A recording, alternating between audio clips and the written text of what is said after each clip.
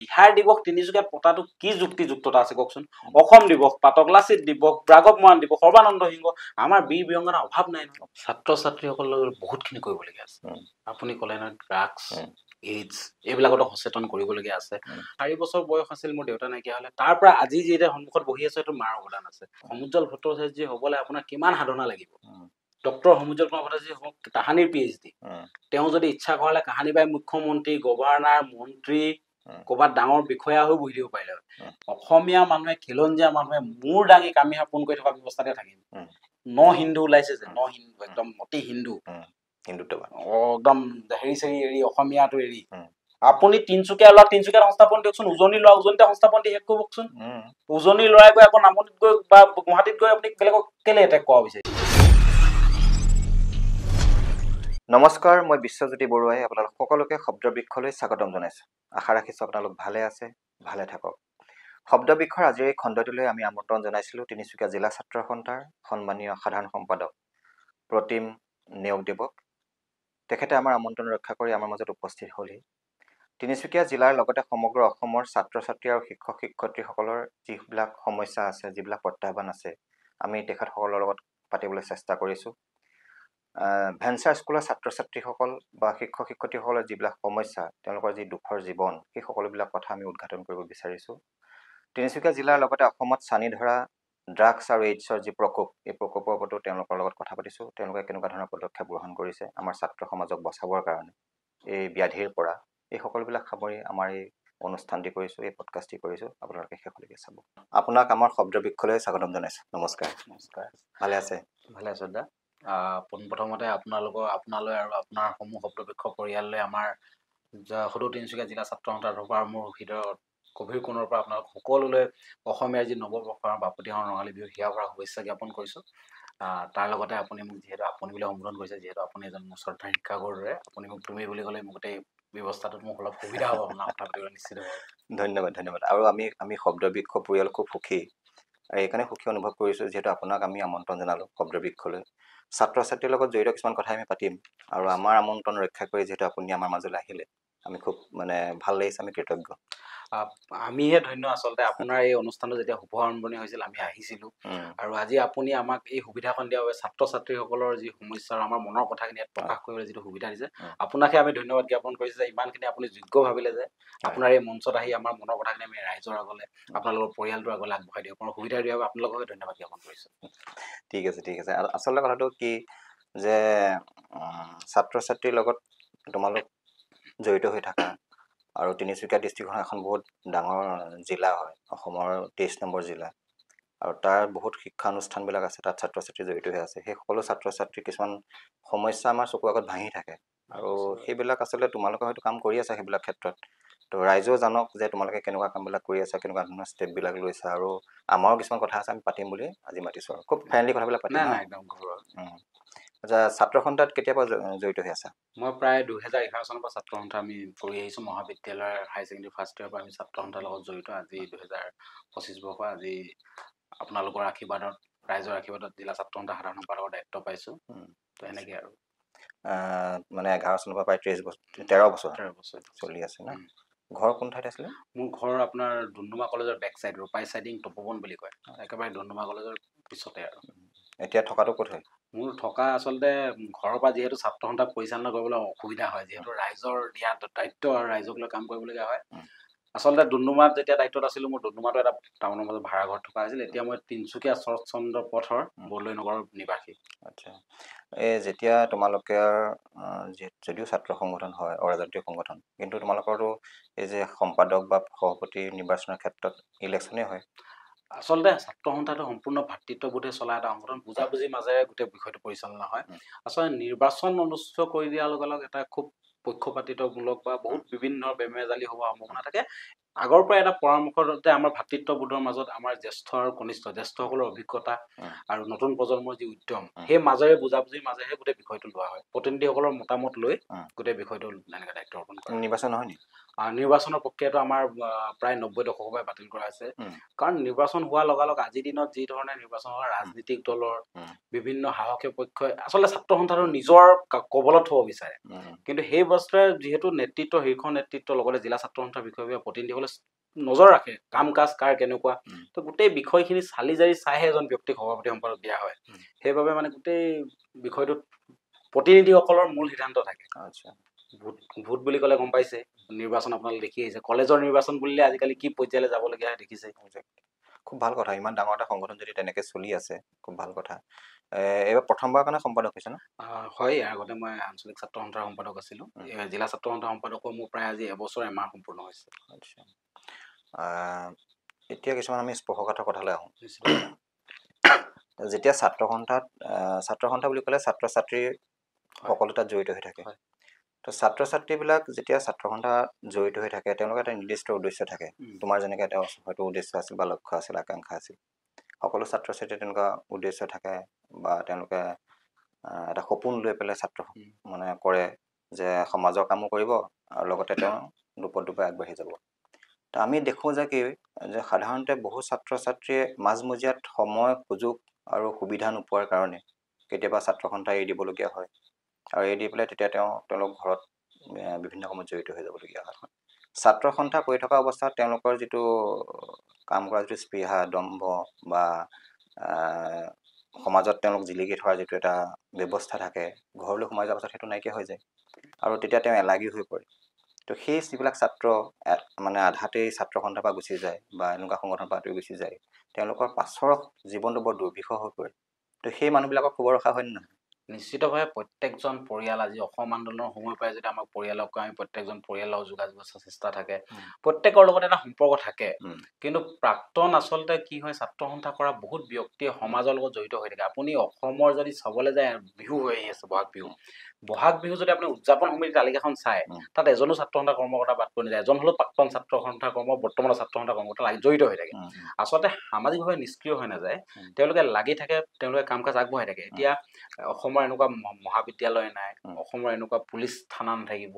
আপোনাৰ অসমৰ এনেকুৱা সাংবাদিক গোষ্ঠী নাই য'ত প্ৰত্যেকটো অঞ্চলতে ছাত্ৰ সন্থাৰ কৰ্মকৰ্তা প্ৰাক্তন কৰ্মকৰ্তা যি আজিৰ দিনত তেওঁলোকে সেই কাম কাজ আগবঢ়াই লৈছে আচলতে যেতিয়া প্ৰাক্তনৰ তালিকাখন লিয়া হয় দুৰ্ভাগ্যজনক বুলিয়ে ক'ব লাগিব যিসকল 1% ৰাজনীতিলৈ গুচি গ'ল সেই 1% তালিকাখনে অসমৰ ৰাইজৰ আগত প্ৰস্তুত কৰি দিয়া হয় যে আমুক আমুক প্ৰাক্তন ছাত্ৰ সন্থা কিন্তু তিনিচুকীয়া জিলাতে প্ৰায় মহাবিদ্যালয়ৰ অধ্যক্ষ দায়িত্বত আছে আমাৰ প্ৰাক্তন ছাত্ৰ সন্থাৰ নেতৃত্ব দি অহা ব্যক্তি অসমৰ বিভিন্ন বিশ্ববিদ্যালয়ত আছে সাংবাদ গোষ্ঠীত আছে আপোনাৰ সকলো ফিল্ডতে ছাত্ৰ সন্থা ল'ৰা ছোৱালীয়ে কাম কৰি আছে প্ৰাক্তনসকলে কিন্তু যেতিয়াই তালিকাখন উলিওৱা হয় আচলতে কয় নহয় ভালসকলক বাদ দি যিসকলে ৰাইজক হাৰাশাস্তি কৰিছে সেইসকলৰ তালিকাখনে প্ৰস্তুত কৰি আগফালে প্ৰাক্তন ছাত্ৰ সন্থা লগাই দিয়ে সেইটো কাৰণেহে আৰু নিশ্চিতভাৱে আমি খবৰ ৰাখোঁ হয় দুই এজনৰ কেতিয়াবা দুৰ্ভাগ্য হয় আমি যেতিয়া গম পাওঁ আমি নিশ্চিতভাৱে বৰ্তমান নেতৃত্ব লৈ থকা সকলে আমি একদম তেওঁলোকক যেনেকৈ পাৰোঁ আমি সহায় কৰিবলৈ নিশ্চিতভাৱে চেষ্টা কৰোঁ সেইটো কথা কৈছোঁ মই নিজে চকুত দেখিছোঁ মানে চকুৰ আগত নিজে দেখিছোঁ যে তেনেকুৱা কিছুমান ব্যক্তি আছে যিবিলাক মানে খুব এলাগী হৈ পৰিছে আৰু মই এইটো নাজানো তেওঁলোকক খবৰ ৰাখিছে নে নাৰাখে সেইটোও নাজানো যে তোমাৰ কথাবিলাকৰ পৰা গম পাইছোঁ যে তোমালোকে খবৰ ৰাখা খুব ভাল কথা এইটো ৰাখিব লাগে যিহেতু তেওঁলোকে এটা সময়ত ছাত্ৰ সন্থাত বহুতো নিজৰ জীৱনটো উচৰ্গা কৰি থৈ গৈছে আৰু সেই ব্যক্তিসকলক আমি পাহৰি যাব নালাগে কেতিয়াও আৰু দ্বিতীয় কথাটো হ'ল কি যে আমি তিনিচুকীয়া ডিষ্ট্ৰিক্টত তো বহুত শিক্ষানুষ্ঠান আছে বহুত চৰকাৰী আছে বহুত বেচৰকাৰী শিক্ষানুষ্ঠান আছে তো আমাৰ চকুত এটা কথা আহে যে যিমানবিলাক বেচৰকাৰী শিক্ষানুষ্ঠান আছে স্কুল আছে কলেজ আছে সেই সকলোবিলাকৰ তেওঁলোকৰ যিটো ফি লয় নামভৰ্তি লয় এডমিশ্যন ফি লয় সেইটো সকলোৰে বেলেগ বেলেগ হয় আৰু সেইটো তেওঁলোকৰ লোৱাৰ কিবা অধিকাৰ আছে বা নাই সেইবোৰ কথাটো পাতিব বিচৰা নাই কিন্তু কথাটো হ'ল কি যে সকলোৰে সমান হ'ব লাগে বুলি মই নকওঁ কিন্তু সেই অনুপাতে যি অনুপাতে তেওঁলোকে ফি লয় সেই অনুপাতে ছাত্ৰ ছাত্ৰীয়ে সুবিধাবিলাক পায় নে নাপায় আৰু দ্বিতীয় কথাটো হ'ল কি যি অনুপাতে তেওঁলোকে ফিটো লয় সেই অনুপাতে ছাত্ৰ ছাত্ৰীৰ সুবিধাৰ কাৰণে তেওঁলোকৰ যিবিলাক আনুষংগিক বস্তু দৰকাৰ হয় ছাত্ৰ ছাত্ৰীৰ শিক্ষাৰ ক্ষেত্ৰত এখন স্কুলত যিবিলাক দৰকাৰী প্লে'গ্ৰাউণ্ড হওক অডিটৰিয়াম হওক মেডিকেল ব্যৱস্থা হওক এই ব্যৱস্থাবিলাক আছেনে নাই সেইবিলাক লক্ষ্য কৰা হয়নে নহয় ছাত্ৰ সন্থাই আৰু দ্বিতীয় কথাটো আৰু এটা কথা কৈ দিছোঁ লগতে যে এটা মোটা অংকৰ টকা যেতিয়া এডমিশ্যনৰ ক্ষেত্ৰত বা তেওঁলোকৰ এটা তিনিমহীয়া এটা ফি লয় এটা মোটা অংকৰ টকা এটা সেই স্কুলখন বা মহাবিদ্যালয়খনলৈ গুচি আহে কিন্তু সেই অনুপাতে তাত শিক্ষাদান কৰা শিক্ষকসকলে মাননিটো পায় নে নাপায় সেই খবৰবিলাক ছাত্ৰ সন্থাই ৰাখে নেকি নিশ্চয় আপুনি খুব ভাল কথা এটা সুধিছে আচলতে এই কথাখিনি আমি একদম চকু ৰাখোঁ স্পষ্টকৈ আমি চকু ৰাখোঁ আৰু গোটেই বিষয়টো আমি বাৰে বাৰে কৈছোঁ যে শিক্ষাটো কেতিয়া ব্যৱসায় হ'ব নোৱাৰে শিক্ষা এনেকুৱা এটা ব্যৱস্থা শিক্ষা ব্যৱস্থাটোৱে নতুন প্ৰজন্মটোক আহিবলগীয়া প্ৰজন্মটোক কামিহাৰ পোন কৰি যাতে বুকু ফিন্দাই জীয়াই থকা যিটো পৰিৱেশ দিব লাগে সেই ব্যৱস্থাটোৱে শিক্ষাৰ অবিহনে এটা জাতি কেতিয়াও মূৰ দাঙি জীয়াই থাকিব নোৱাৰে তো তাৰ ক্ষেত্ৰত আপুনি যিটো কৈছে যে ফিজৰ কথা বা বিভিন্ন ধৰণৰ শিক্ষকসকলৰ আচলতে ক'বলৈ গ'লে খুব দুৰ্ভাগ্যজনক শিক্ষকসকলে সমাজ সেৱাহে কৰি আছে তেওঁলোকৰ বেতন নাই তেওঁলোকৰ সেই হিচাপত যি পৰিমাণত তেওঁলোকে পাব লাগে সেইটো সমস্যাত তেওঁলোকৰ চেলেৰী ব্যৱস্থা নাই আৰু তাৰ লগতে আমি কওঁ যে চৰকাৰে এটা বস্তু কৰিব লাগে যে এতিয়া হঠাতে ঘোষণা কৰিলে মুখ্যমন্ত্ৰী যে অসমত বিশ্ববিদ্যালয় খুলিবলৈ কিছুমান নৰ্মছ থাকিব তেনেকৈ তেওঁলোকে এটা বস্তু ঘোষণা কৰিব লাগে যে অসমত স্কুল খুলিবলৈ একদম কঠোৰ আইন হ'ব লাগে অসমৰ স্কুলৰ ফিজ ইমানৰ ভিতৰত ইমানেই হ'ব লাগিব তাতকৈ ইয়াৰ যি জনগাঁথনি ইয়াৰ আন্তঃগাঁথনি ইয়াৰ ব্যৱস্থা যিটো আমাৰ অসমীয়া মানুহৰ জনসাধাৰণ কেৱল পুঁজিপতিসকল পঢ়া স্কুল খুলিলে নহ'ব কৃষকৰ সন্তান শ্ৰমিকৰ সন্তান সেই সন্তানসমূহ যাব পৰা ব্যৱস্থা কৰিবলৈ চৰকাৰৰ দায়িত্ব আছে চৰকাৰে নাকি লগাব লাগিব আচলতে চৰকাৰে নাকি লগাবতো অসুবিধা আছে যদি আপুনি আজি চাবলৈ যায় ব্যক্তিগত যিবিলাক স্কুল আছে ব্যক্তিগত খণ্ডৰ সৰহ সংখ্যক মালিক পক্ষ কিন্তু বহু প্ৰতাপী হয় ৰাজনীতিকভাৱে আৰু ৰাজনীতিকভাৱে তাত আৰু বেলেগ ধৰণৰ কথা নাই কাৰণ স্কুল এখনৰ পাৰ্মিশ্যন আৰু এতিয়া মেডিকেল এই শিক্ষা আৰু স্বাস্থ্য দুটা ব্যৱসায় কেতিয়াও কৰিব নালাগে আমিতো আহ্বান জনাওঁ আপোনালোকে আঁচনি দিছে অৰুণোদয় দিছে ভাল কথা অৰুণোদয় দিছে দুখীয়া ঘৰ দিছে তাৰ লগত আপুনি শিক্ষা আৰু স্বাস্থ্যটো এইটো বিনামূলীয়া কৰিব লাগে আৰু যদি কোনোবা ব্যক্তিগত খণ্ড স্কুল আছে তাৰ ফিজৰ যিটো ৰেচিঅ' সেইটো এটা ব্যৱস্থা ৰাখিব লাগে কাৰণ ক'ৰবাত দেখোঁ আমি স্কুল ফিজ বেলেগ আকৌ electricity fees maintenance fees computer fees মানে আচলতে শিক্ষাৰ নামত বজাৰ নচলিব একজেক্টলি সেই বজাৰখন বন্ধ কৰাৰ দায়িত্ব কাৰ অসম চৰকাৰৰ যোনজন মুখ্যমন্ত্ৰী বহি আছে তেওঁ 15টা বছৰ শিক্ষামন্ত্ৰীৰ দায়িত্বত আছিলে তেওঁ নাকি নাই লগোৱা আৰু ক'বলৈ বেয়া তেওঁ যেতিয়া মুখ্যমন্ত্ৰীৰ ঘৰৰ পৰা ব্যক্তিগত স্কুলৰ পৰিচালনা হ'ব তেতিয়াহ'লে নিশ্চিতভাৱেতো এখন বজাৰেই হ'বগৈ আমি আপোনালোকৰ মাধ্যমেৰে সজাগ হ'ব বিচাৰিছোঁ আৰু এই কথাটো আপুনি কৈছে ব্যক্তিগত স্কুল তাত আৰু এটা কথা ইণ্টাৰেষ্টিং এই ব্যক্তিগত খণ্ডৰ স্কুলত এই ভাষাৰ যি শ্ৰদ্ধাঞ্জলি পাতিছে জলাঞ্জলি দিছে ভাষাৰ সেই ভাষাটো ৰক্ষা কৰাত গুৰুত্ব দিব লাগিব আমি আজি আপোনালোকৰ মাধ্যমত কৈছোঁ কিছু এনেকুৱা অভিজ্ঞতা আছে আজি আপোনালোকৰ ইয়াত পডকাষ্ট চাই থকা পৰিয়ালৰ কোনোবা ঘৰৰ মানুহে এইটো কথা উপলব্ধি কৰিব যে ছাত্ৰ ছাত্ৰী কেতিয়াবা অসমীয়া ভাষাত কথা পাতিলেও তাত ফাইন পানিছমেণ্ট এই ব্যৱস্থা অসমত হৈছে ঘটনা হৈছে সংবাদ মাধ্যমত প্ৰচাৰ হৈছে আৰু এইবিলাক বস্তু চৰকাৰৰ তত্ত্বাৱধানত হ'ব লাগে এটা ব্যাপক বিভাগ আছে আজি আপুনি চাওক ছাত্ৰ ছাত্ৰী ব্যক্তিগত খণ্ডৰ আৰু ব্যক্তিগত খণ্ড স্কুলৰ আজি উত্থান কেলে হ'ল চৰকাৰী স্কুলৰ যি অৱস্থা আচলতে আজিৰ দিনত মাক বাপেকে ধাৰ বাকী কৰি ঘৰৰ মাটি এক কথা বন্ধক দি হ'লেও নিজৰ ল'ৰাটোক ভালকৈ পঢ়া শুনা আগবঢ়াই দিব বিচাৰে বা ছোৱালীজনীক যে আমি যি নকৰিলোঁ আমাৰ প্ৰজন্মটো ভালকৈ জীয়াই থাকক কিন্তু সেই ব্যৱস্থাটো কৰিছে কি চৰকাৰী স্কুলত সুবিধা নাই তো এটা প্ৰতিযোগিতা হৈ গ'ল এতিয়া যেনে তেনে আমি গৈ ব্যক্তিগত খণ্ডত পঢ়িয়ে ভাল হ'ব লাগিব এটা কনচেপ্ট মানে দি দিয়া হ'ল মানুহক যে ইংৰাজী মাধ্যম বা ব্যক্তিগত খণ্ডৰ স্কুলত বহিলেহে ছাত্ৰ ছাত্ৰী জীয়াই থাকিব পাৰিব ভাল ৰিজাল্ট কৰিব তো সেই ব্যৱস্থাটো চৰকাৰে কৰি দিয়াৰ পিছত এতিয়া দেখিছে আপুনি কাঠফুলাৰ দৰে ব্যক্তিগত স্কুল হৈছে এটা ব্যৱসায়লৈ ৰূপান্তৰিত হৈছে ব্যৱসায় নহয় আচলতে আমি এটাই আহ্বান জনাওঁ শিক্ষা আৰু স্বাস্থ্যটো ব্যৱসায় নকৰিব শিক্ষাটো বিনামূলীয়া হ'ব লাগে যাতে এই প্ৰজন্মটো পাছত আহিবলগীয়া প্ৰজন্মই মূৰ দাঙি জীয়াই থাকিব লাগে সেই ব্যৱস্থাটো কৰিব লাগিব সেইটোৱে শিক্ষকসকলৰ কথা মই এইকাৰণে কৈছোঁ যে যদি শিক্ষকসকল নাথাকে আজি তুমি ইয়াত বহিব নোৱাৰা ময়ো ইয়াত বহিব নোৱাৰোঁ বা আমাৰ বিজ্ঞান হওক বা ইঞ্জিনিয়াৰ হওক ডক্টৰ হওক কোনোৱেই হ'ব নোৱাৰে শিক্ষক অবিহনে কিন্তু সেই শিক্ষকসকলে নিজৰ মানে গাৰ ঘাম পেলাই লহুবন কাটি কৰি পেলাই ল'ৰা ছোৱালীক পঢ়াই আছে শিক্ষা দি আছে কিন্তু তেওঁলোকে প্ৰাপ্যটো মজুৰিটো নাপায় সেইটো আমাৰ খুব দুখ লাগে তাৰমানে আচলতে শিক্ষকসকলক আটাইতকৈ বেছি বঞ্চিত কৰা ব্যক্তিগত খণ্ড স্কুলত শিক্ষকসকলে সেই ভৱিষ্যত যিটো মাচুল পাব লাগে তেওঁলোকে নাপায় যিমতে ফিজ আহে তাৰ ৰেচিঅ'ত তেওঁলোকৰ চেলেৰি একেবাৰে নাই তেওঁলোকে যিটো পাব লাগে মৰ্যাদা সেইটো নাপায় আচলতে ক'বলৈ বেয়া ব্যক্তিগত স্কুলৰ শিক্ষকৰ দৰমহা চৰকাৰী স্কুলৰ চকীদাৰতকৈ কম ক'বলৈ দুৰ্ভাগ্যজনক সন্মানটোৰ বাবে কৰি থকা নিচিনা হৈছে আৰু তেওঁলোকৰ এটা উঠি অহা প্ৰজন্মৰ দায়বদ্ধতাৰ বাবে তেওঁলোকে কৰিছে আৰু চৰকাৰী স্কুলৰ অৱস্থাটো ক'বই নালাগে চৰকাৰী শিক্ষকৰ আচলতে 4th গ্ৰেডৰ কেৰানিক ব্যৱহাৰ কৰাৰ নিচিনা কৰে চৰকাৰে 4th গ্ৰেডৰ স্কুলৰ মানে চৰকাৰী স্কুলৰ শিক্ষকসকলক ইলেকশ্যন এই কিবা ওলালে ইলেকশ্যন হ'ল কিবা হ'ল কোনোবা মন্ত্ৰী আহিলে শিক্ষকসকলক হাৰাশাস্তি দৌৰুৱাই আৰু তাৰপিছত শিক্ষা ব্যৱস্থাত যেতিয়া শিক্ষকসকলে পাঠদান কৰাৰ সুবিধা নাই আন্তঃগাঁথনি নাই যেতিয়া ৰিজাল্ট বেয়া হয় স্কুলখনৰ সেই শিক্ষকক গুৱাহাটীলৈ নি মুখ্যমন্ত্ৰীয়ে ৰাজহুৱা অপদস্থ কৰি দিয়ে আচলতে এই হ'ল চৰকাৰ ফকুলা স্বৰূপ দুৰ্ভাগ্যজনক এতিয়া ছাত্ৰখনে কি কৰিব তাৰ ওপৰত না ছাত্ৰ সন্থা আমি নিশ্চিতভাৱে আমি বাৰে বাৰে কৈ আছো এনেকুৱা বহুত স্কুল আছে য'ত ফেন নাই ছাত্ৰ সন্থা পৰিয়াল বা ফেন যোগান দিওঁ আমিও এটা ৰাইজৰ অনুদানেৰে চলি থকা এটা সংগঠন আমাৰ ক্ষমতা যিমান আমি ক'ৰবাত বেঞ্চ ডেস্ক দিলোঁ ক'ৰবাত পানী খোৱাৰ ব্যৱস্থা কৰি দিলোঁ কিন্তু মূল দায়িত্বটো কাৰ চৰকাৰ আৰু লগত আমি দেখুৱাই দিওঁ আমি দেখুৱাই আছো এতিয়া আমাৰ চাহ বাগিচামত স্কুল খুলি দিলে আদৰ্শ বিদ্যা শিক্ষক আছেনে শিক্ষক নাই জোৰ তোৰ শিক্ষক আনি জোৰা টাপলি মাৰি গোটেই ব্যৱস্থাটো চলাই আছে আৰু সেই ছাত্ৰ ছাত্ৰীক ভৱিষ্যতখিনি অন্ধকাৰলৈ ঠেলি আছে আপুনি চিন্তা কৰক ইমান ধুনীয়া ধুনীয়া স্কুল বনাই দিলে বাগিচাত আমি চবেই ক'লো স্বাধীনতাৰ ইমান ৭০ বছৰ পাছত স্কুল বনালে শিক্ষকেই নাই সেই অৱস্থাত চলি আছে শিক্ষা ব্যৱস্থা আৰু এটা ডাঙৰ এতিয়া একদম এটা ডাঙৰ উদ্বেগজনক কথা এটা হ'ল কি যিটো মানে আমাৰ ভেঞ্চাৰ স্কুলবিলাকৰ শিক্ষকসকলৰ যিটো দুৰৱস্থা এতিয়া লাহে লাহে কি হৈছে যেতিয়া আমাৰ চৰকাৰখনে ফ্ৰী এডুকেশ্যনটো কৰি দিলে ফ্ৰী এডুকেশ্যন কৰাৰ লগে লগে স্কুল কলেজৰ ছাত্ৰ ছাত্ৰীবিলাক চৰকাৰী স্কুললৈ গুচি গ'ল তো যাৰ কাৰণে ভেঞ্চাৰ স্কুলৰ ছাত্ৰ ছাত্ৰীৰ সংখ্যা কমি গ'ল যাৰ কাৰণে এতিয়া ছাত্ৰ ছাত্ৰী কমি যোৱাৰ লগে লগে তেওঁলোকে প্ৰাদেশিকৰণত সোমাবলৈও দিগদাৰ হৈছে আৰু সেই তেওঁলোকৰ পৰা যিটো সৰু অংক এটা ফিজ লৈ পেলাই স্কুলখন বা কলেজখন চলাই আছিলে সেই ফিজটোও নোপোৱা হ'ল ছাত্ৰ ছাত্ৰী নোহোৱাৰ কাৰণে এতিয়া তাৰ মানে যিবিলাক কৰ্মৰত শিক্ষক শিক্ষয়িত্ৰীসকল বা কৰ্মচাৰীসকল একদম মানে দলনিত পানীৰ মানে কি কৈছে দলনিত পৰি থকা নিচিনা হৈছে মানে ডিঙি লগা পানী আছে আৰু মানে চাব পৰা নাই উশাহ পোৱা নাই তেনেকুৱা ধৰণৰ হৈ আছে তো সেই ভেঞ্চাৰ যিবিলাক স্কুল কলেজ আছে সেইবিলাকৰ ওপৰত ছাত্ৰ সন্থাই কিবা নজৰ ৰাখিছে নেকি না আমি যিমানখিনি এতিয়া ভালে সংখ্যক এনেকুৱা স্কুল আছে যিবিলাক চৰকাৰী স্কুলতে এতিয়া ছাত্ৰ ছাত্ৰীৰ সংখ্যা একেবাৰে নাই ক'ৰবাত আছে আপোনাৰ ১৫০ ছাত্ৰ তাত এজন শিক্ষক প্ৰধান শিক্ষকজনে সকলোক পঢ়াব লাগে এতিয়া ভেঞ্চাৰ স্কুলৰ অৱস্থাটো কি হ'ল যিহেতু ভেঞ্চাৰ স্কুলৰ পৰম্পৰাটো ৮০-৯০ দশকৰ পৰা আৰম্ভ হৈছিলে সেইবোৰ স্কুলক চৰকাৰে প্ৰাদেশিকৰণ কৰিব পাৰিলে হয় তেওঁলোকক দিব পাৰিলে এতিয়া মাকুম মহাবিদ্যালয় আমাৰ এখন মহাবিদ্যালয় এখন আজিলৈকে মাকুমৰ একমাত্ৰ উচ্চ শিক্ষা স্থান তাত ব্যৱস্থা হোৱা নাই তেনেকৈ ডুমডুমাত আমাৰ জুনিয়ৰ কলেজ আছে বিভিন্ন অঞ্চলত কাকপথাৰ জুনিয়ৰ কলেজ আছে হাইস্কুলবিলাক আছে তো এনেকুৱা ব্যৱস্থা কৰি থ'ব নালাগে সেইসকলক সুবিধা দিব লাগে তাৰ ৰিজাল্টটো ভাল আছিলে কিন্তু সেইবোৰ স্কুলৰ ৰিজাল্টটো বেয়া নাছিলে কিন্তু এই দায়িত্বৰ সদিচ্ছা কোনে প্ৰকাশ কৰিব এতিয়া সেইবিলাক স্কুলত পঢ়া বা সেইবিলাক কলেজত পঢ়া ল'ৰা ছোৱালীকো এতিয়া চাকৰি কৰি আছে চৰকাৰী চাকৰি কৰি আছে তেতিয়া সেই শিক্ষকবিলাক কেলে বঞ্চিত হ'ব লাগে সেইটোৱে শিক্ষা ব্যৱস্থাত মই কৈছো আটাইতকৈ বেছি শিক্ষকসকলে বঞ্চিত হৈছে তেওঁলোকে কেনেকুৱা শিক্ষকসকলে নিজৰ যৌৱন জীৱন কয় যে আহিবলগীয়া প্ৰজন্মই ত্যাগ কৰিলে আমি এনেকুৱা শিক্ষকো চিনি পাওঁ যোনে 10 বছৰলৈকে চাইকেল লৈ এটা ঠাইত আপোনাৰ তেওঁ পাঠদান কৰিবলৈ এটকা দৰমহা পোৱা নাই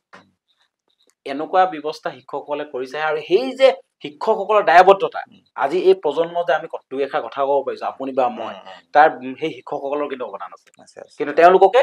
বঞ্চিত কৰি আটাইতকৈ শিক্ষকসকলক আমি কওঁ সন্মানীয় ব্যক্তি আমি শ্ৰদ্ধা কৰোঁ কিন্তু আটাইতকৈ যদি চাব যায় কৰ্মৰত বিষয়ত তেওঁলোককে আটাইতকৈ বেছি বঞ্চিত কৰা হৈছে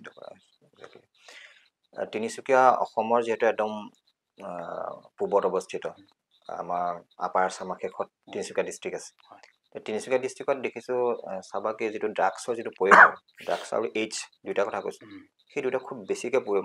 মানে পৰিসৰটো খুব বাঢ়িছে তো যিহেতু আমাৰ এইফালে আপোনাৰ অৰুণাচল হওক বা ইফালে ম্যানমাৰ লাগিয়ে আছে তো বস্তুটো এনেকুৱা ধৰণৰ হৈছে স্প্ৰেড হৈ গৈছে তো এই ক্ষেত্ৰত বহুতো মানুহে কি হৈছে বহুত মানুহৰ পৰিয়াল ধ্বংস হৈ গৈছে কাৰোবাৰ ঘৰত এটা ল'ৰা আছে বা একমাত্ৰ সন্তান আছে সেই সন্তানটোৰে সেই ড্ৰাগছৰ কবলত পোৱাৰ লগে লগে গোটেই ঘৰখন তছনছ হৈ গৈছে তো সেই ক্ষেত্ৰত আমি বহুত আন্দোলন দেখিছোঁ প্ৰতিবাদ দেখিছোঁ বা ছাত্ৰ সন্থা হওক বা বিভিন্ন ধৰণৰ সংগঠনবিলাকে বিভিন্ন ধৰণৰ আন্দোলন বা কাৰ্যসূচী গ্ৰহণ কৰা দেখিছোঁ কিন্তু সেইবিলাক কৰিলেই জানো আমাৰ সেই যিটো সমস্যাটো সমাধান হ'ব জানো আমি ছাত্ৰ সন্থাসকলে প্ৰেছাৰ কৰোঁ আমি বিভিন্ন জেগাত অভিযান চলাই আমি নিজে ড্ৰাগছ বেপাৰী কেতিয়াবা হাতলৈ কৰোঁ আৰু তেওঁলোকক আইনৰ হাতত গতাই দিওঁ কিন্তু আইনৰ সুৰুঙাই তেওঁলোক আকৌ ওলাই আকৌ ব্যৱসায়টো কৰে এই গোটেই ব্যৱস্থাটোত কঠোৰ হ'ব লাগিব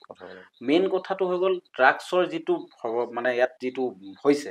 মই সেইদিনাখন কৈছোঁ স্পষ্টকৈ যে যোনখন গাঁৱত তিনিচুকীয়া জিলাৰ মোবাইলৰ নেটৱৰ্ক নাপায়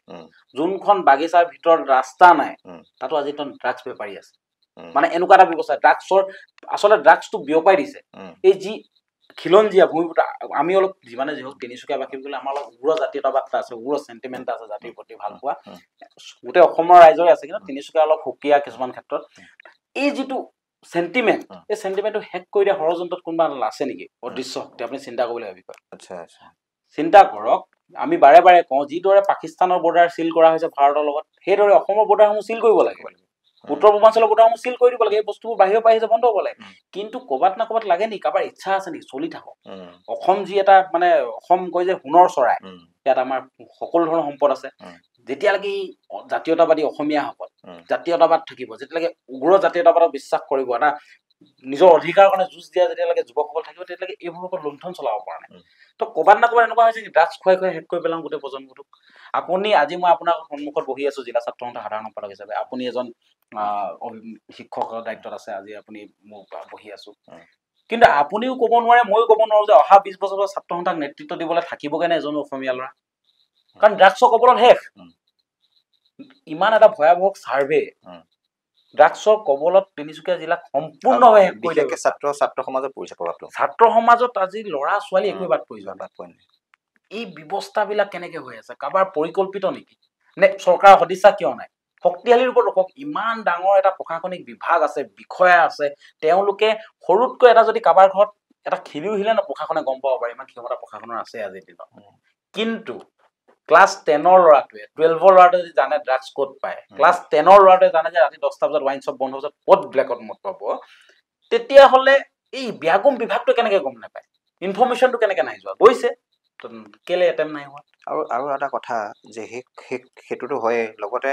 যিটো অঞ্চলত ড্ৰাগছৰ কাম কৰে সেই অঞ্চলৰ মানুহ হয়তো জানে তেওঁ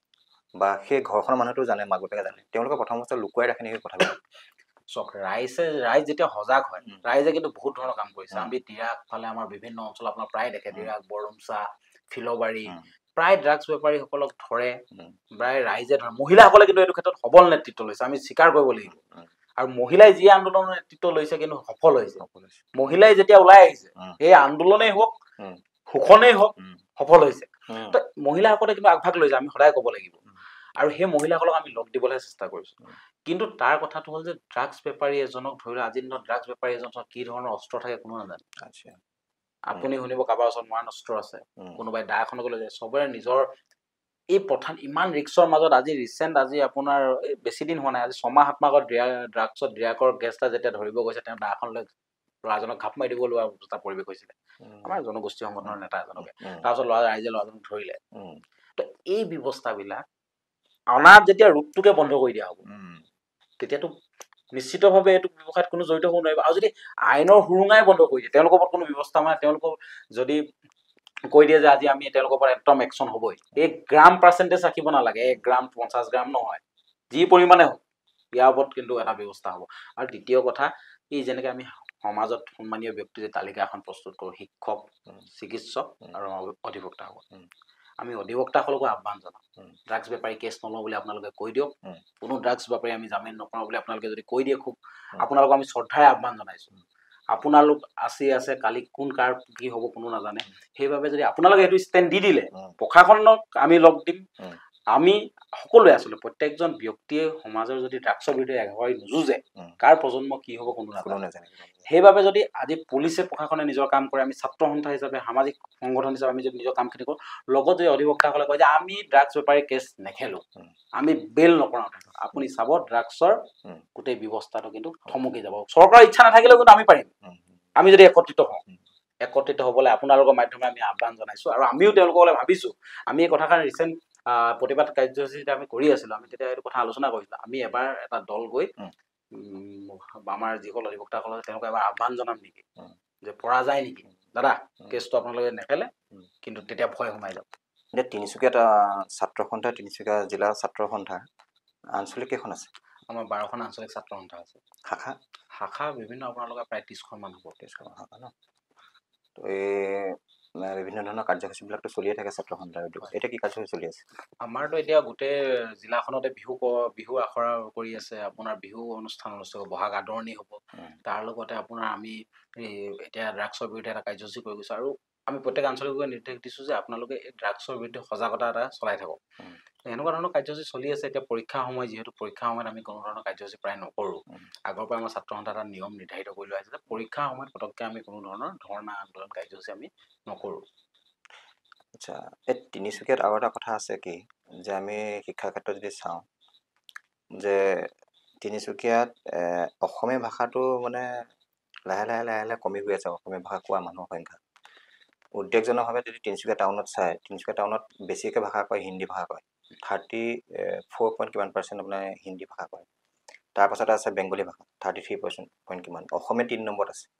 নগৰবিলাকত যদি তিনিচুকীয়া জিলাতো বহুত নগৰবিলাক আছে তেনেকুৱা যদি সকলোতে যদি তেনেকুৱা ধৰণে হিন্দীৰ প্ৰভাৱটো বাঢ়ি যায় তো অসমীয়া ভাষাটো এদিন বৰ বিপদত পৰিব। চাওক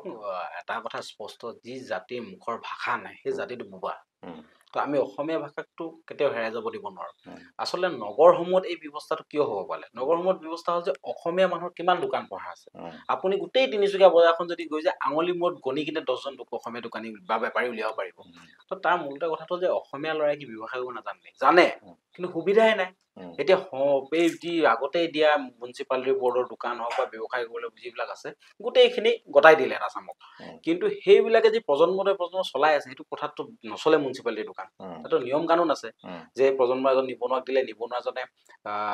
পুনৰ মিউনিচিপালিটি ঘূৰাই দিব লাগিব সংস্থাপন হোৱাৰ পিছত। তেওঁ আকৌ নিজৰ জোঁৱায়েকক 10,000 দি দিব, কোনোবাই বিক্ৰী কৰি গুচি যাব অন্য ৰাজ্যলৈ, বিহাৰলৈ, ইউপিলৈ। সেই ব্যৱস্থা নচলিব। এই চৰকাৰখনৰ এটা থাকিব লাগিব যে অসমীয়া মানুহ যেতিয়া প্ৰতিষ্ঠা হ'ব নগৰসমূহত, যুৱক যুৱতীসকলে যেতিয়া সংস্থাপন হ'ব, নগৰত ব্যৱসায় কৰিব, তেতিয়াহে অসমীয়া ভাষাটো জীয়াই থাকিব। কাৰণ সেইসকলেতো অসমীয়াতে কথা পাতিব। এতিয়া অসমীয়া ভাষা কোৱা মানুহ টাউনত নাইকিয়া হোৱা মূল কাৰণটো হ'ল অসমীয়া ব্যৱসায় নাই। আৰু এটা কথা হ'ল কি, আমি যেতিয়া বজাৰলৈ যাওঁ দেখোঁ আমাৰ অসমীয়া মানুহবিলাকেই সেই ৰাজস্থানী মাৰোৱাৰীজনৰ ওচৰত যেতিয়া কথা পাতে মানে খুব গৌৰৱেৰে হিন্দীত কথা পাতি থাকিব বিচাৰে। অসমীয়া মানুহৰ অতিথি আপ্যায়ন এটা স্বভাৱ আছে। আমি অতিথি আপ্যায়ন, আমি হিন্দী অতিথি আহিলে মানে খুব এটা ভাল পাওঁ। আমি অতিথি আমি খুব ভাল পাওঁ হিন্দী ইংৰাজী কৈ। কিন্তু কথাটো হ'ল আমি আমাৰ ভাষাটো ক'ব লাগিব। এতিয়া মহাৰাষ্ট্ৰত আপুনি মাৰাঠী নাজানিলে আপুনি চলিব নোৱাৰে। কলকাতাৰ নিচিনা ঠাইত আপুনি বেংগলী ভাষা নাজানিলে চলিব নোৱাৰে। তামিল ফালেতো ক'বই নালাগে। তেলেংগানা, তামিল, অন্ধ্ৰপ্ৰদেশ, তো এইবোৰ জাতি নিজৰ কেইটা জীয়াই আছে। আচলতে চৰকাৰৰ মুৰব্বীজনে কয় যে অসমীয়া ভাষা নহয় ইংৰাজী মাধ্যম কৰি দিব লাগে। তো সেইবোৰ কথাত ক'ৰবাত না ক'ৰবাত এফেক্ট এটা পৰে। আৰু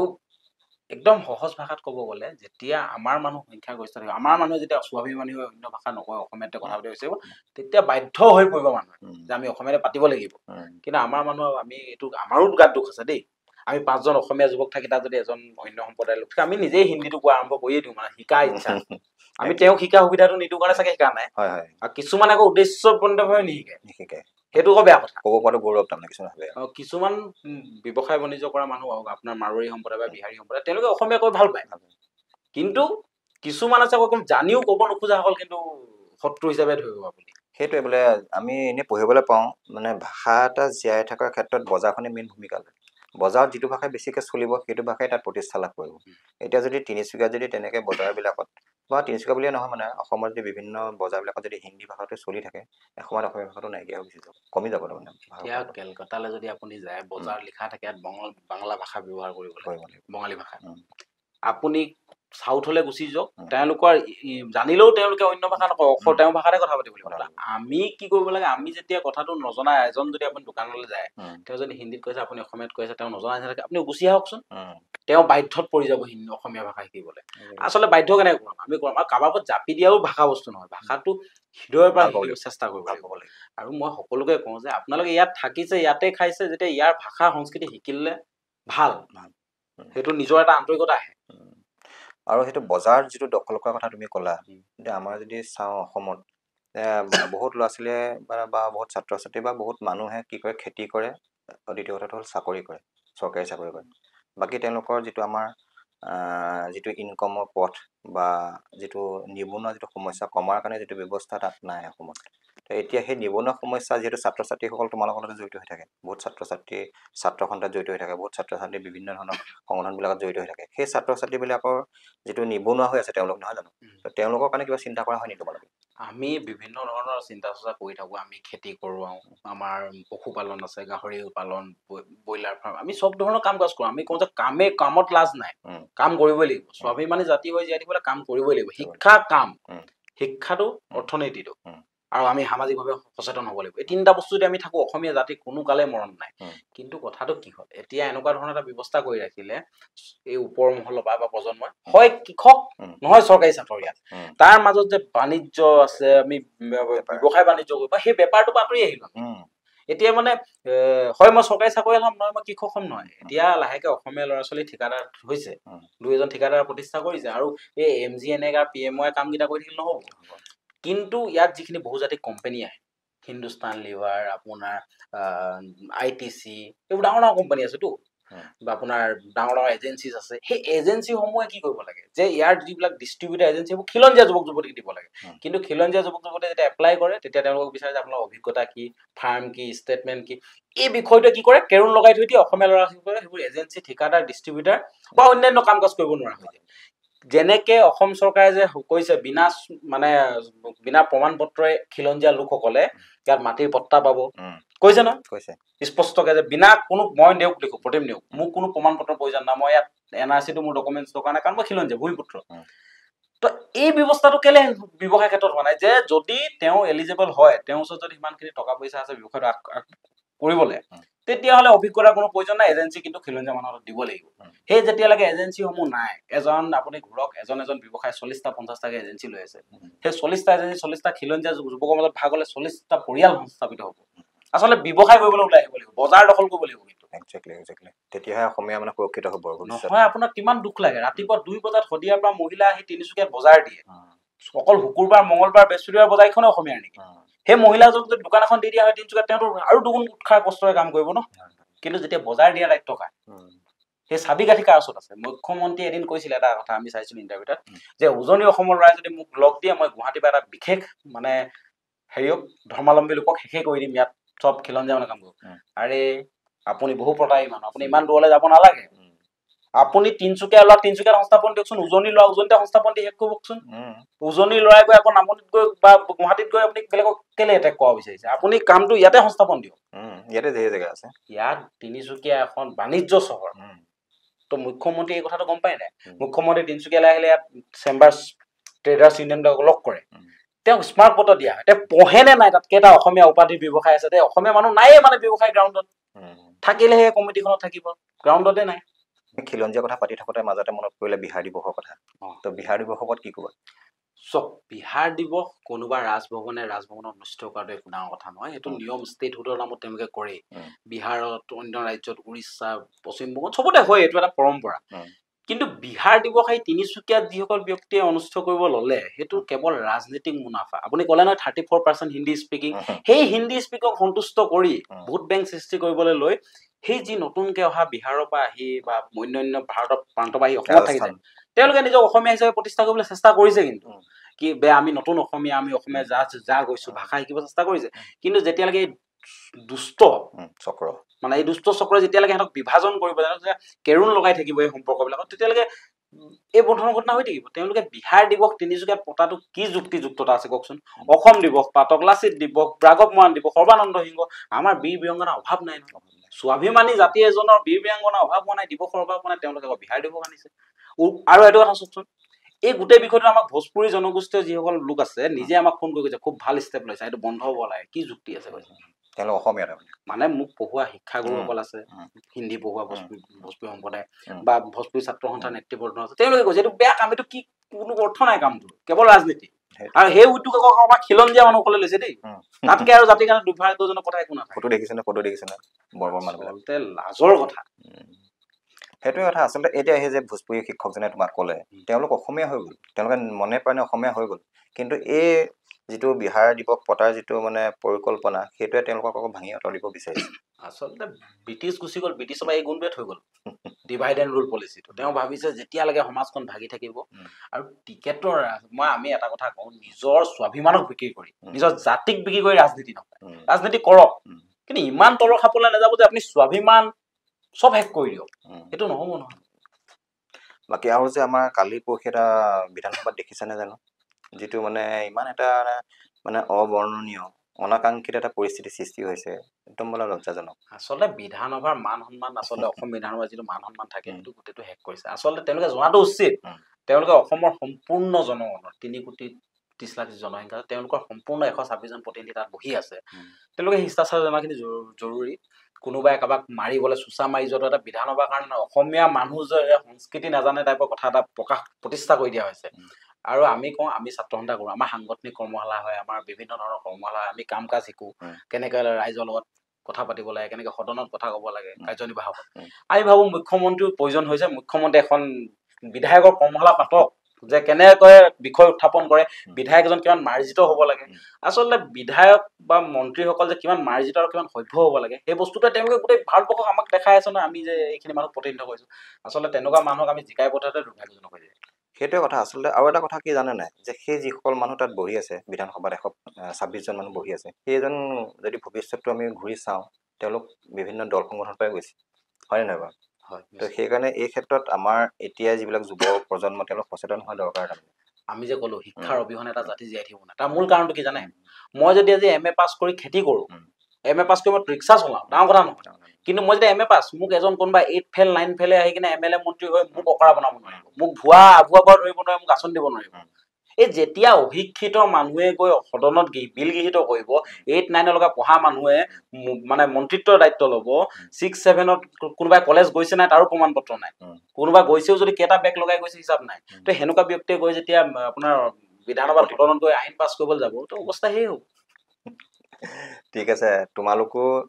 আশা কৰিম তোমালোকো কেতিয়াবা গৈ অসমৰ সেই বিধানসভা মজিয়াত বহিবাগে, বা হয়তো তোমালোকৰ ইচ্ছাও থাকিব পাৰে,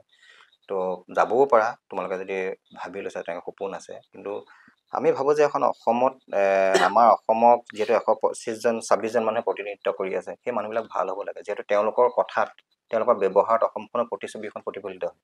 সেইকাৰণে সেই ব্যক্তিসকল ভাল হোৱাটো বিচাৰোঁ। তো এতিয়া তুমি তিনিচুকীয়া ছাত্ৰ সন্থাৰ সাধাৰণ সম্পাদক, আৰু কিমান দূৰ যোৱাৰ ইচ্ছা আছে? চাওক, আমি ছাত্ৰ সন্থা কিবা দায়িত্ব ল'ম বুলি কেতিয়াও আৰম্ভ কৰা নাছিলোঁ। খুব এটা আৱেগিক, আমি খুব এটা অঞ্চলত থাকোঁ য'ত জাতীয়তাবোধ আছে, তো জাতিক ভাল পোৱা ছাত্ৰ সন্থা আৰম্ভ হৈ গ'ল। ছাত্ৰ সন্থাৰ লগত কাম কাজ কৰি গ'লো, ভাল লাগিলে। এতিয়া সময় হিচাপত নেতৃত্ব ইয়াৰ প্ৰতিনিধিসকলে 12খনকৈ আঞ্চলিক ছাত্ৰ সন্থাই ভাবিলে যোগ্য চাগে তেওঁ নেতৃত্ব ল'ব, দিলে ৰাইজৰ আশীৰ্বাদ। তো আমি হৈ গ'লো, আমি ছাত্ৰ সন্থা যি পৰ্যায়ত থাকিলোঁ আমি ছাত্ৰ সন্থা সেৱা কৰিম, ৰাইজক সেৱা কৰা মানসিকতা লৈ আহিছোঁ, সামাজিকভাৱে জীয়াই থাকিব লাগিব। আমাৰ এটাই কথা, যেতিয়ালৈকে থাকিম, যেতিয়ালৈকে শেষ সকাহ থাকিব দেহত, তেতিয়ালৈকে এটাই কথা, অসমীয়া মানুহে মূৰ তুলি জীয়াই থকা কিন্তু পৰিৱেশটো আমি দিবলৈ চেষ্টা কৰিম। কাৰণ অসমীয়া মানুহক এটা সময়ত দবোৱা হ'ল, কয় না, অপাৰেশ্যন বজৰঙৰ টাইমত অসমীয়া মানুহে চহৰ নগৰী গাঁৱৰ চুবুৰী চুবুৰীয়ে থাকিবলগীয়া অৱস্থা, মাটি হাবিয়ে জংঘল থাকিব লাগিব। তাৰপাছত কোনোমতে উঠি আহিব লয়, তাৰপিছত আকৌ এনেকুৱা ধৰণৰ গুপ্ত হত্যা হ'ল, তাৰপিছত উঠি আহিব লয় কিবা নহয় কিবা এটা। তো সেইবাবে আমি কৈছোঁ, অসমীয়া জাতিক সেই যি স্বাভিমানী জাতি, অহংকাৰ এটা আছে, আমি স্বাভিমানী, আমি অসমীয়া বুলি ক'লে আমাৰ গা নোম শিয়ৰি উঠে, সেই যিটো আমাৰ আছে সেইটো প্ৰতিষ্ঠা কৰি অহাই আমাৰ ইচ্ছা। ৰাজনৈতিক আকাংক্ষা বুলিবলৈ একো নাই। আমি বিচাৰোঁ কিন্তু অসমীয়া মানুহ কামিহাৰ পোন কৰি যাতে তিনিচুকীয়াৰ মাজ বজাৰে অসমীয়াৰ যোন ঠাইত হওক বুকু খুন্দাই মানে মই অসমীয়া, সেই যাতে কৈ থোৱা পৰিৱেশটো আমি কৈ থৈ যাব বিচাৰোঁ। তাৰ বাদে আমাৰ ৰাজনীতি কৰি ক'ৰবাত গৈ কিবা হ'ম সেই কেতিয়াও কামনা কৰি থকা নাই। কিন্তু কামনা হ'ল অসমীয়া মানুহ য'তেই আছে যেনেকৈ স্বাভিমানী আৰু অভিমানত জীয়াই থাকিব পাৰে যাতে। বঢ়িয়া বঢ়িয়া। আচ্ছা, এতিয়া জিলা ছাত্ৰ সন্থাৰ তুমি সাধাৰণ সম্পাদক হিচাপে যদি তোমাক মই সোধোঁ যে তিনিচুকীয়া জিলাত ছাত্ৰ ছাত্ৰীৰ লগত জড়িত হোৱা কেনেকুৱা ধৰণৰ আৰু কাম কৰিবলগীয়া আছে? ছাত্ৰ ছাত্ৰীসকলৰ লগত বহুতখিনি কৰিবলগীয়া আছে। আপুনি ক'লে নহয় ড্ৰাগছ, এইডছ, এইবিলাকতো সচেতন কৰিবলগীয়া আছে। তাৰ লগতে ছাত্ৰ ছাত্ৰীক মানে যিখিনি শৈক্ষিক শিক্ষা পাব লাগে সেইখিনিৰ পৰা বহুত বঞ্চিত হৈছে। আপুনি প্ৰথমতে আৰম্ভণি কৰিলে অসমৰ 23 নম্বৰ জিলা তিনিচুকীয়া, কিন্তু কেতিয়াবা শিক্ষা ক্ষেত্ৰত কেতিয়াবা 6 নম্বৰত আহে, কেতিয়াবা 26 নম্বৰত আহে। তো আনপ্ৰিডিক্টেবল ৰিজাল্ট তিনিচুকীয়া জিলা। এই ব্যৱস্থাটো ষ্টেবল কৰা, যিটো এটা মানে স্থায়ী এটা স্তৰত থকা ব্যৱস্থা এটা কৰিব লাগে। তাৰ কাৰণে আমাক এখন বিশ্ববিদ্যালয়ৰ প্ৰয়োজন। ইতিমধ্যে মুখ্যমন্ত্ৰীয়ে ঘোষণা কৰিছে, আমি খুব সোনকালে কৰক বুলিয়ে কৈছোঁ, আমি দাবীটো আগৰ পৰাই জনাই আছোঁ। তাৰ লগতে আমাৰ এতিয়া মেডিকেল কলেজ হৈ গৈছে ইতিমধ্যে, তাৰ লগতে আমাক কিন্তু কল মাইনিং স্কুল এখন প্ৰয়োজন আছে। মাৰ্ঘেৰিটা যিহেতু কল কুইন বুলিয়ে কয়, তাৰ লগত আৰু বহুত ধৰণৰ প্ৰতিষ্ঠান আহিব লাগিব। পলিটেকনিকৰ দৰকাৰ আছে, ITI 2খন পৰি আছে, ভালকৈ ব্যৱহাৰ হোৱা নাই, সেইখন ব্যৱহাৰ হ'ব লাগে। তিনিচুকীয়া জিলা ছাত্ৰ সন্থা হিচাপে আমি এটা কথা উপলব্ধি কৰিছোঁ, তিনিচুকীয়া গাঁও অঞ্চলৰ বাগিচা অঞ্চলৰ যুৱক যুৱতীৰ কিন্তু এটা নেচাৰেল এনাৰ্জি আছে। ফুটবল খেলত চওক, মাৰাথনত চওক, তেওঁলোক খুব কিন্তু এটা জেনেটিক ভাল বুলি কয় যে অঞ্চলৰ কিন্তু ল'ৰা ছোৱালীৰ গাত সেইটো এটা আমি দেখোঁ। মানে আমি নিজৰ লগত থকা ল'ৰাই বহুত এতিয়া আৰ্মি পুলিচত কৰি আছে, বহুত প্ৰশাসনিক বিষয়া হৈ আছে, তো ভাল লাগে, সেইটো এটা আছে। খেলুৱৈ মনটাও আছে, খেলুৱৈ মনটা আছে। তো তেওঁলোকে সুবিধাৰ অভাৱত বঞ্চিত হৈ আঁতৰি যাবলগীয়া হয়। সময়ৰ কথা, পেটৰ তাৰণাতটো আপুনি সদায় নোৱাৰিব, তো দায়িত্বও বাঢ়ি যায়। চৰকাৰে বস্তু অকণ গুৰুত্ব দিব লাগে, যাতে ইয়াৰ সম্পদ হিচাপক যি ধৰণে লৈছে নিজৰ, অইল ইণ্ডিয়াক যেনেকে নিজৰ বুলি ভাবি লয়, কইল ইণ্ডিয়াক যেনেকে নিজৰ বুলি ভাবি লয়, তেনেকে ইয়াৰ ল'ৰা ছোৱালী, ইয়াৰ প্ৰজন্ম, ইয়াত থকা খিলঞ্জীয়া ভূমিপুত্ৰসকলক যাতে নিজৰ বুলি ভাবি চৰকাৰে ব্যৱস্থাবোৰ কৰি দিয়ে। আচ্ছা আচ্ছা, ছাত্ৰ সন্থাত কৰি আছা, মানে সাধাৰণ সম্পাদক হিচাপে কাম আগবঢ়াই আছা, তো তাৰ উপৰি তোমাৰ বেলেগ কিবা এক্টিভিটি আছে নে কি কৰি ভাল পোৱা চব ছাত্ৰ সন্থাৰ লগত জড়িত হৈ থকাৰ পাছতো মোৰ খুব মই আগৰ পৰা অকণমান খেলি ক্ৰিকেট খেলি বা এনেই অলপ ঘূৰি ফুৰি ভাল পাওঁ খালি মাজে সময় পালে এতিয়া ছাত্ৰ সন্থাৰ দায়িত্ব ল'ব খুব ব্যস্ত মাজে অলপ ঘূৰি ফুৰি ট্ৰেভেলিঙৰ লগতে মানে অকণমান ধৰি লওক ফুৰা এক্সাইটমেণ্ট কিছুমান থাকে না যেনে খেলা ধূলাৰ মাজত লগ মানে সেনেকুৱা ধৰণৰ বিশেষ বাৰু বেলেগ নাই কিন্তু সেনেকুৱা ধৰণৰ কাম কাজ খুব ভাল লাগে প্ৰত্যেক ব্যক্তি এজন আদৰ্শ ব্যক্তি থাকে মোৰ যেনেকৈ হয়তো আছে বা তোমাৰ হয়তো থাকিব পাৰে তো এই ছাত্ৰ ৰাজনীতি বা ছাত্ৰ সন্থাত থাকি পেলাই তোমাৰ আদৰ্শ ব্যক্তি হিচাপে কাক তুমি ভাবা আদৰ্শ ব্যক্তি মানে আদৰ্শ সঁচা কথা ক'ব গ'লে মই মোৰ মাৰ পৰাই পাইছোঁ ক'ব লাগিব কাৰণ 4 বছৰ বয়স আছিল মোৰ দেউতা নাইকিয়া হ'লে তাৰ পৰা আজি যি এতিয়া সন্মুখত বহি আছে সেইটো মাৰ অৱদান আছে সেইটো ক্ষেত্ৰত এটা অভিজ্ঞতা মানে এজনী মাইকী মানুহ যদি ইমান শক্তিশালী হ'ব পাৰে আপোনাৰ প্ৰায় মানসিকতাৰ কথা কিমান শক্তিশালী মানে মানসিকতা হ'ব লাগিব মাৰ বয়সো বেছি নাছিল তো সেনেকুৱা সময়ৰ পৰা আজিৰ দিনলৈ মোক প্ৰতিষ্ঠা আমিও ভাবোঁ কেতিয়াবা দুৰ্বল হৈ পৰোঁ কেতিয়াবা মানসিক ভাগি পৰোঁ কি হ'ব কি কৰি আছোঁ বা যুঁজি আছোঁ জিকিব পাৰিম নে যুঁজখন তেতিয়া ভাবোঁ যে এজনী মাইকী মানুহে পাৰিলে এজনী মায়ে আমি কিয় নোৱাৰিম আমিতো যুঁজিবলৈ এতিয়া ডেকা হৈ আছোঁ তো সেইবিলাকে শক্তি প্ৰদান কৰে খালি মা তোমাৰ কাৰণে আদৰ্শ ব্যক্তি বা মোৰ কাৰণেও মোৰ মা আদৰ্শ ব্যক্তি তেনেকৈ মোৰ দেউতা 3 বছৰ বয়সতে ঢুকাইছে মায়ে মোক তাৰপিছত 33 বছৰ মাৰ মোৰ লগত আছে মানে 3 বছৰ পৰা মোক 33 বছৰ বয়সত কৰালেহি মায়ে তাৰপিছত ঢুকালে তো সেই ক্ষেত্ৰত মাও মোৰ আদৰ্শ ব্যক্তি কিন্তু তোমাৰ এই ক্ষেত্ৰখনৰ কথা কৈছে আচ্ছা এই ক্ষেত্ৰত আমি কিন্তু আমাৰ মুখ্য উপদেষ্টাৰ কথা আমি ক'বই লাগিব সমুজ্জ্বল কুমাৰ ভট্টাচাৰ্য ডাঙৰীয়াৰ যিখিনি ত্যাগ সেই ত্যাগখিনি আপুনি স্বীকাৰ কৰিব লাগিব এতিয়া মানুহে সামাজিক মাধ্যমত আমি দেখোঁ যাৰ যি মন যায় লিখি দিয়ে কিন্তু আপুনি চিন্তা কৰক সমুজ্জ্বল ভট্টাচাৰ্য হ'বলৈ আপোনাৰ কিমান সাধনা লাগিব ডক্টৰ সমুজ্জ্বল কুমাৰ ভট্টাচাৰ্য হওক তাহানিৰ PhD তেওঁ যদি ইচ্ছা কৰালে কাহানি বাই মুখ্যমন্ত্ৰী গভৰ্ণৰ মন্ত্ৰী ক'ৰবাত ডাঙৰ বিষয়া হৈ বহি দিব পাৰিলে তেওঁ যে এই ছাত্ৰ সন্থা কৰি ছাত্ৰ সন্থাকে নিজৰ জীৱনটো দি অসমৰ ৰাইজক জীৱনটো দি যে যিখিনি কাম কাজ কৰি গৈছে আচলতে সমুজ্জ্বল কুমাৰ ভট্টাচাৰ্য ডাঙৰীয়া সমাজত আমাৰ অধ্যয়ন থাকিলে আমাৰ যদি ক্ষমতা থাকিলে হয় বা সেই যি কয় ন যিখিনি তেওঁৰ কেপাচিটি সেইখিনি থকা আমি আমাৰ নিচিনা মানুহে চাগে সেইখিনি ল'বই নোৱাৰে গাত ৰাখিবই নোৱাৰিম তেওঁ যিখিনি আছে ক্ষমতা পাৱাৰ বা অসমৰ ৰাইজে যোনটো সময়ত আজি ছ'চিয়েল মিডিয়া আহিলে চবেই চবক চিনি পোৱা হ'ল অসমত যেতিয়া ছ'চিয়েল মিডিয়া অহা নাছিলে ইণ্টাৰনেট অহা নাছিলে তেতিয়া সমুজ্জ্বল কুমাৰ ভট্টাচাৰ্য প্ৰত্যেকে চিনি পাইছিলে আজিও আপুনি গুৱাহাটীত যাব কেতিয়াবা অটত উঠি ধুনীয়াকৈ অফিচলৈ সেই বগা সাজযোৰে ধুনীয়াকৈ পিন্ধি ঘূৰে তো কোনো ধৰণৰ মানুহজনক মই দেখিছোঁ যেতিয়াবা তেওঁৰ লগত ব্যক্তিগত চাই আহিছোঁ সৰুৰ পৰাই আমি আচলতে ছাত্ৰ সন্থাত কি হয় আগতে পেপাৰৰ নিউজটো ইমান নাই ঘৰত খুব পকাই পেপাৰ পঢ়িছিলে তেতিয়া দেখোঁ ৰাসুৰ প্ৰতিক্ৰিয়া ডক্টৰ কুমাৰ সমুজ্জ্বল কুমাৰ ভট্টাচাৰ্য তেতিয়াৰ পৰা আমি দেখি আহিছোঁ এজন আইডল ফিগাৰ মানে আদৰ্শ ব্যক্তি সমুজ্জ্বল ভট্টাচাৰ্য তেওঁ আদৰ্শ মানে এটা কাৰণে তেওঁ যিখিনি পালে তেওঁ সতীৰ্থ গৈ মুখ্যমন্ত্ৰী হ'লে কালত তেওঁৰ লগত সভাপতি সম্পাদক কৰি থকা ব্যক্তি কোনোবা গৈ মন্ত্ৰী হ'ল বহু পদবী লোক হ'ল তেওঁ কিন্তু যিটো ৰাইজৰ বাবে যিটো ত্যাগ দিলে সেই ত্যাগটো আপুনি কোনো স্বীকাৰ নকৰাকৈ কোনো নুই কৰিব নোৱাৰে কোনোবাই কৈ দিব পাৰে সামাজিক মাধ্যমত লিখি দিয়ক হাজাৰ লিখিব পাৰে আজিৰ দিনতো পণ্ডিত মহাপণ্ডিত তাৰপিছত আহে সামাজিক মাধ্যমৰ আমাৰ বুদ্ধিজীৱী মানে ইণ্টাৰনেটটো ফ্ৰী কৰি দিয়া বা এইটোৱে সুবিধা হ'ল যে যাৰ যি মন যায় লিখি আছে আৰু তুমি এতিয়া ক'লা যে মানে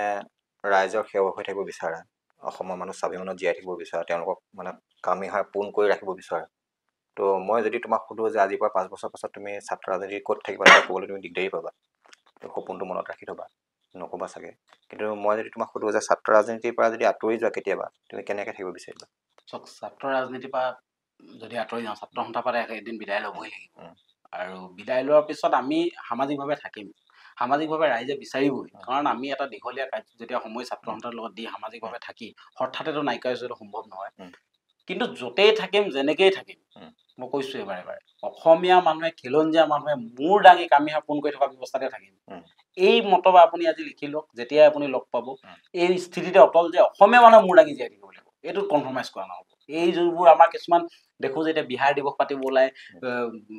বেছি বহিয়া ব্ৰত প্ৰীতি হ'ব যায় সেইবোৰ বস্তু আমি নকৰোঁ আমি অসমীয়া হৈ জীয়াই থাকিম এই যে কিছুমান আজিৰ দিনত হিন্দু ওলাইছে যে হিন্দু একদম অতি হিন্দু হিন্দুত্ব